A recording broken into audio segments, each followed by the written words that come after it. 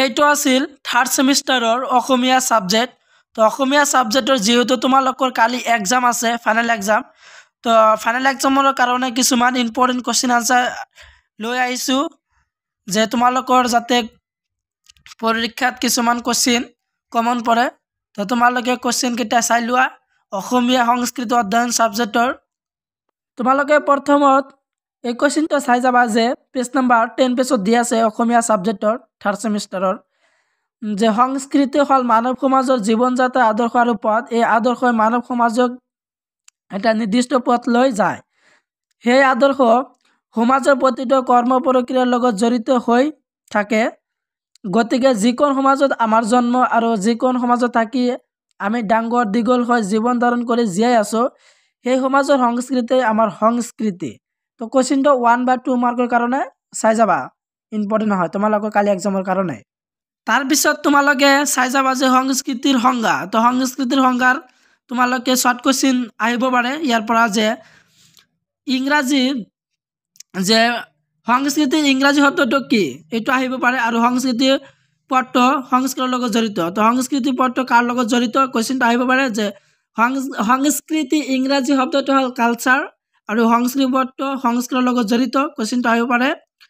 তাৰপিছত দিয়া আছে তোমালোকৰ ইম্পৰ্টেণ্ট আৰু কেইটামান কুৱেশ্যন এই পেজতে দিয়া আছে, পেজ নম্বৰ 11 পেজত, যে নবীন্দ্ৰ চন্দ্ৰ শৰ্মাই অসমীয়া লোক সংস্কৃতিৰ অভাৱত উল্লেখ কৰা মতে কালচাৰ শব্দটো 1865 চনৰ এডৱাৰ্ড টাইলাৰে প্ৰথম ব্যৱহাৰ কৰিছিল। কালচাৰ শব্দটো লেটিন ভাষা কুল বা কুলতৰা শব্দৰ পৰা আহিছে। কুল বা কুলতৰা শব্দৰ অৰ্থ হ'ল যে কীৰ্তন বা খেতি কৰা। তো কুৱেশ্যনটো ইম্পৰ্টেণ্ট হয়, যে ইয়াত 3টা কুৱেশ্যন দিয়া আছে, যে অসমীয়া লোক সংস্কৃতিৰ অভাৱত উল্লেখ কৰা গ্ৰন্থখনৰ লিখক কোন আছিল। তেনেহ'লে তোমালোকে এনচাৰটো লিখিবা যে নবীন্দ্ৰ চন্দ্ৰ শৰ্মাই। আৰু কালচাৰ শব্দটো প্ৰথমে কোনে আৰু কেতিয়া ব্যৱহাৰ কৰিছিল। তো কালচাৰ শব্দটো 1865 চনত এডৱাৰ্ড টাইলাৰে প্ৰথম ব্যৱহাৰ কৰিছিল। আৰু কালচাৰ শব্দটো কোনটো শব্দৰ পৰা আহিছে, কুল বা কুলতৰা। আৰু কালচাৰ শব্দটোৰ অৰ্থ কি, তো অৰ্থ হ'ল যে কীৰ্তন বা খেতি কৰা। মোষ্ট ইম্পৰ্টেণ্ট 1 মাৰ্কৰ কাৰণে কুৱেশ্যন তোমালোকৰ এইকেইটা। তোমালোকে ভালদৰে চাই যাবা, কিতাপৰ পেজ নম্বৰ 11 পেজত দিয়া আছে, তাৰ পৰা চাই যাবা। তাৰপিছত তোমালোকে চাই যাবা যে সংস্কৃতিৰ সংজ্ঞা। তো সংজ্ঞা আহিব পাৰে। তো সংজ্ঞা যিহেতু বহুতেই দিছে, বহু পণ্ডিতে সংজ্ঞা আগবঢ়াইছে, তো তাৰ পৰা তোমালোকে 3-4টা শিকি যাবা। তো যেনে দিয়া আছে মিটিন আৰ্নেডৰ মতে, তাৰপিছত দাৰ্শনিক কাছিৰ মিকল ভাৰ আৰু ডেভিড বন্দি আৰু টাইলাৰৰ মতে। তো টাইলাৰৰ মতেতো মোষ্ট ইম্পৰ্টেণ্ট হয় সংজ্ঞাটো, এইবিলাক চাই যাবা। তাৰপিছত 13 নম্বৰ পেজত দিয়া আছে, 13 নম্বৰ পেজত তোমালোকে মেৰিটৰ সংজ্ঞাটো ইম্পৰ্টেণ্ট হয়, যে মেৰিটৰ সংজ্ঞা হ'ল যে সংস্কৃতি অবিজ্ঞাপনিক তথ্য। তো এইবিলাক আছিল সংজ্ঞাটো তোমালোকে চাই যাবা কিতাপৰ পৰা। তাৰপিছত তোমালোকে চাই যাবা যে সংস্কৃতিৰ উপাদান। এইটো তোমালোকৰ শ্বৰ্ট বা দীঘলীয়া প্ৰশ্ন আহিব পাৰে, লং কুৱেশ্যন আহিব পাৰে। কুৱেশ্যনটো যে সংস্কৃতিৰ উপাদান। তো সংস্কৃতিৰ উপাদান যিহেতু 2টা, এখন দিয়া আছে যে বস্তুগত সংস্কৃতি, আন এখন হ'ল যে সামাজিক সংস্কৃতি। ইয়াৰ বহলাই আলোচনা কৰিবলৈ আহিব পাৰে। তো কুৱেশ্যনটো তোমালোকে 15 পেজত দিয়া আছে, কিতাপৰ পৰা চাই ল'বা। মোষ্ট ইম্পৰ্টেণ্ট হয় কুৱেশ্যন, যে সংস্কৃতিৰ উপাদান 2টা, এখন হ'ল যে বস্তুগত সংস্কৃতি আৰু সামাজিক সংস্কৃতি। তো কুৱেশ্যনটো এনেকুৱা আহিব পাৰে, যে সংস্কৃতিৰ 2টা উপাদান লিখা বা সংস্কৃতিৰ উপাদান বহলাই আলোচনা কৰা। আহিলে তোমালোকে কুৱেশ্যনবিলাক তোমালোকে চাই তোমালোকে লিখি দিবা কিতাপৰ পৰা। কুৱেশ্যনটো ইম্পৰ্টেণ্ট হয়। তাৰপিছত দিয়া আছে তোমালোকে সংস্কৃতিৰ শ্ৰেণী বিভাজন বা সংস্কৃতিৰ ভাগসমূহৰ ভাগ কেইটা, তো ভাগসমূহৰ আলোচনা কৰা আহিব পাৰে। তো ইয়াত দিয়া আছে যে সংস্কৃতিৰ শ্ৰেণী বিভাজন, যে সংস্কৃতি গুণ, লক্ষ্য, বৈশিষ্ট্য আদিৰ প্ৰতি লক্ষ্য কৰি সাধাৰণতে 3টা শ্ৰেণীত ভাগ কৰিব পাৰি। তো সংস্কৃতি 3টা শ্ৰেণীত ভাগ কৰিব পাৰি। তো প্ৰথমটো দিয়া আছে যে আদিম সংস্কৃতি বা জনজাতীয় সংস্কৃতি। নম্বৰ দিয়া আছে লোক সংস্কৃতি, অভিজাত সংস্কৃতি, 3টা সংস্কৃতি। তো এইবিলাক এনচাৰ এখন ভিডিঅ' আপলোড কৰিছোঁ। তো এই ভিডিঅ' ডিছক্ৰিপশ্যনৰ লিংক দিয়া আছে, তোমালোকে সম্পূৰ্ণ এনচাৰ তাৰ পৰা চাব পৰা। আৰু যিসকলৰ কিতাপ আছে, তো কিতাপৰ পৰা তোমালোকে চাই ল'বা। কুৱেশ্যনকেইটা গুৰুত্বপূৰ্ণ হয়, তোমালোকে কালি এক্সামৰ কাৰণে চাই যাবা। মোষ্ট ইম্পৰ্টেণ্ট কুৱেশ্যন আৰু এখন দিয়া আছে 19 নম্বৰ পেজৰ, ভেৰি ইম্পৰ্টেণ্ট কুৱেশ্যন এইটো, যে সংস্কৃতিৰ বৈশিষ্ট্য। তো সংস্কৃতিৰ বৈশিষ্ট্য আহিব পাৰে তোমালোকৰ 5 মাৰ্কৰ কাৰণে বা 2 মাৰ্কৰ কাৰণে বা 10 মাৰ্কৰ কাৰণে আহিব পাৰে, যে সংস্কৃতিৰ বৈশিষ্ট্যসমূহৰ আলোচনা কৰা বা সংস্কৃতিৰ 5টা বৈশিষ্ট্য লিখা। তো ইয়াত দিয়া আছে সাংস্কৃতিক বৈশিষ্ট্য যে সাংস্কৃতিক সাধাৰণ বৈশিষ্ট্য হ'ল প্ৰথমতে আছে সংস্কৃতি মানৱ সমাজৰ আহৰণযোগ্য, দ্বিতীয়ত দিয়া আছে খ নম্বৰ দিছে সংস্কৃতি নদীৰ সোঁতৰ দৰে প্ৰবাহমান, আৰু আছে সেই পৃষ্ঠাত দিয়া আছে তোমালোকে বৈশিষ্ট্যখিনি তোমালোকে চাই লোৱা, মই দি আছোঁ। এইবিলাক আছিল সংস্কৃতিৰ বৈশিষ্ট্য। যে তৃতীয় নম্বৰ দিছে ঘ নম্বৰ দিছে মানৱ সমাজত সংস্কৃতিৰ অৱস্থান।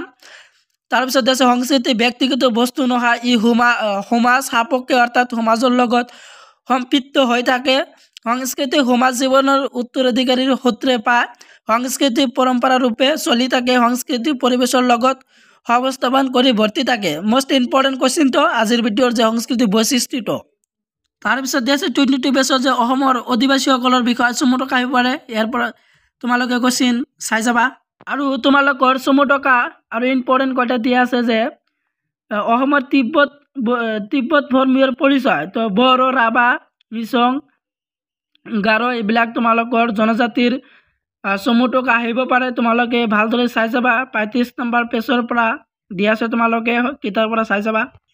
আৰু এখন তোমালোকে দীঘলীয়া প্ৰশ্ন চাই যাবা যে অসমীয়া সংস্কৃতিলৈ তিব্বত ধৰ্মীয়সকলৰ অৱদান। তো এইবিলাক কুৱেশ্যনৰ এনচাৰ এখন ভিডিঅ'ত আলোচনা কৰিছোঁ। সেই ভিডিঅ'ৰ ডিছক্ৰিপশ্যনৰ লিংক দিয়া আছে। তো তোমালোকে তাৰ পৰা এনচাৰখিনি তোমালোকে চাই যাবা। এই ভিডিঅ'ৰ ডিছক্ৰিপশ্যন লিংক দিয়া আছে। তাৰপিছত তোমালোকৰ দ্বিতীয় নম্বৰ চেপ্টাৰৰ কিছুমান ইম্পৰ্টেণ্ট কুৱেশ্যন তোমালোকে চাই যাবা। যে দ্বিতীয় নম্বৰৰ চেপ্টাৰৰ কোনকেইটা তোমালোকে চাই যাবা পৰীক্ষাৰ কাৰণে, সেইকেইটা তোমালোকক আজি দি আছোঁ, তোমালোকে চাই লোৱা। তো প্ৰথমত দিয়া আছে তোমালোকৰ যে লোক সংস্কৃতিৰ পৰিচয়। তো লোক সংস্কৃতিৰ পৰিচয়ৰ ভিতৰত তোমালোকে চাই যাবা শ্বৰ্ট কুৱেশ্যন যে ইংৰাজী ফল্কল'ৰ শব্দটো অসমীয়া পৰিভাষা শব্দ হৈছে লোক সংস্কৃতি। অসমীয়া লোক সংস্কৃতিক জনসংস্কৃতি বা লোকবিদ্যা বুলি কোৱা হয়। তো তোমালোকৰ কুৱেশ্যনটো এনেকৈ আহিব যে লোক সংস্কৃতিৰ ইংৰাজী প্ৰতিশব্দটো কি?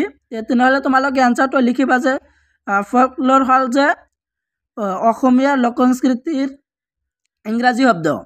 আৰু এখন কুৱেশ্যন দিয়া আছে যে লোক সংস্কৃতি কাক বোলে? তো লোক সংস্কৃতি কাক বোলে সেইটো ইম্পৰ্টেণ্ট হয় তোমালোকৰ 2 বা 1 মাৰ্কৰ কাৰণে।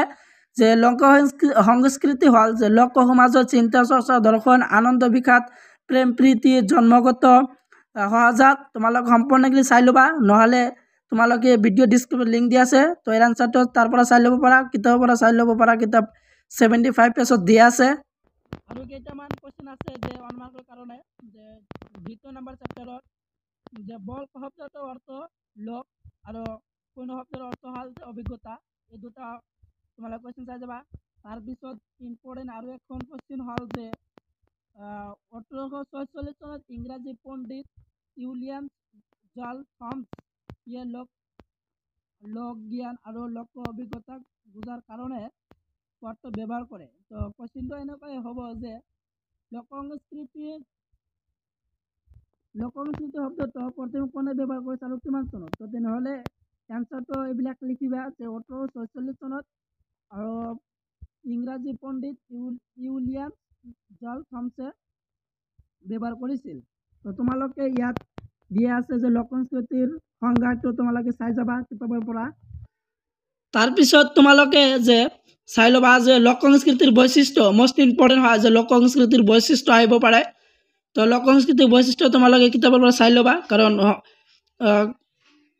কুৱেশ্যন আৰু এনচাৰ লগতে দিলে ভিডিঅ'টো বেছি দীঘলীয়া হয়। তো তাৰ কাৰণে কুৱেশ্যন কৈ দিয়া আছোঁ, তোমালোকে এনচাৰখিনি কিতাপৰ পৰা চাই ল'বা, নহ'লে মডেলৰ পৰা চাব পাৰা। তাৰপিছত যে লোক সংস্কৃতিৰ শ্ৰেণী বিভাজন। তো লোক সংস্কৃতিৰ শ্ৰেণী বিভাজন 4খন: মৌখিক সাহিত্য, ভৌতিক সংস্কৃতি, সামাজিক ৰীতি নীতি বা সামাজিক লোকচাৰ, লোক পৰিৱেশ কলা। তো এইকেইটা চাই যাবা। তাৰপিছত অসমীয়া ছাবজেক্টৰ 61 নম্বৰ পেজৰ তোমালোকে কিছুমান ইম্পৰ্টেণ্ট কুৱেশ্যন চাই যাবা। যে দিয়া আছে যে পাৰ্বত্য আৰু বয়াম জনজাতিৰ পৰিচয় 3 নম্বৰ চেপ্টাৰৰ যে অসমীয়া ছাবজেক্টৰ 3 নম্বৰ চেপ্টাৰৰ। আৰু কেইটামান কুৱেশ্যন আনচাৰ তোমালোকৰ আগত লৈ আহিছোঁ, সেইকেইটা চাই লোৱা যে 3 নম্বৰ চেপ্টাৰৰ কোনকেইটা ইম্পৰ্টেণ্ট হয়।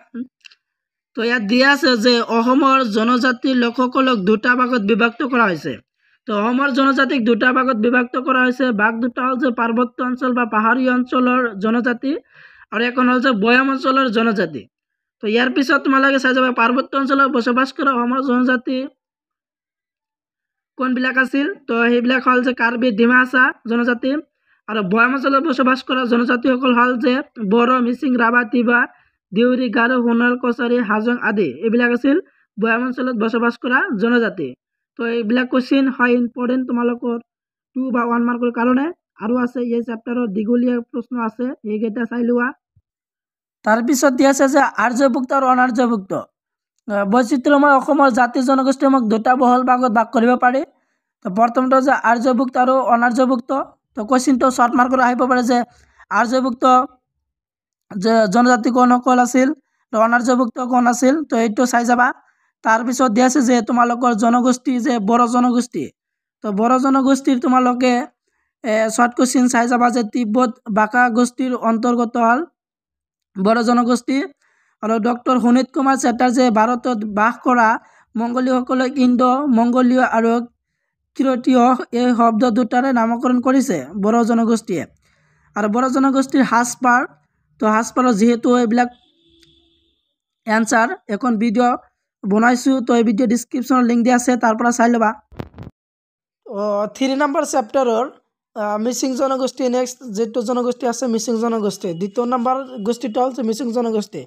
3 নম্বৰ চেপ্টাৰৰ যিবিলাক জনজাতি আছে তোমালোকৰ গোটেইবিলাক ইম্পৰ্টেণ্ট হয়। তোমালোকে চমুটকা আহিব পাৰে বা 10 মাৰ্কৰ আহিব পাৰে যে জনগোষ্ঠী সাজপাৰ, তাৰপিছত খাদ্য সম্পন্ন আহিব পাৰে। তোমালোকৰ ভেৰি ভেৰি ইম্পৰ্টেণ্ট হয় কুৱেশ্যন যে মিচিং জনগোষ্ঠীটো ইম্পৰ্টেণ্ট হয়, তোমালোকে ভালদৰে চাই যাবা।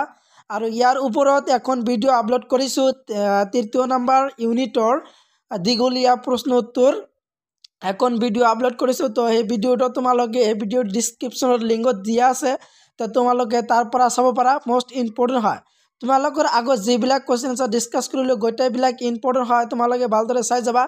আৰু ইয়া আছিল তোমালোকৰ 3 নম্বৰ চেপ্টাৰৰ প্ৰশ্ন। তো প্ৰশ্ন দীঘলীয়া প্ৰশ্নটো তোমালোকে চাই যাবা যে কাৰ্বিসকল সাজপাৰৰ বিষয়ে লিখা কুৱেশ্যনটো যিহেতু 2022 আহিছিল ফাইনেল এক্সামিনেশ্যনত, তো তোমালোকে এক্সামৰ কাৰণে এইবিলাক ভালদৰে চাই যাবা। আৰু 3 নম্বৰ চেপ্টাৰৰ যিহেতু এখন ভিডিঅ' আপলোড কৰিছোঁ, ভিডিঅ' ডিছক্ৰিপশ্যনত লিংকত পাই যাবা। আজিৰ ভিডিঅ' এইখিনি আছিল।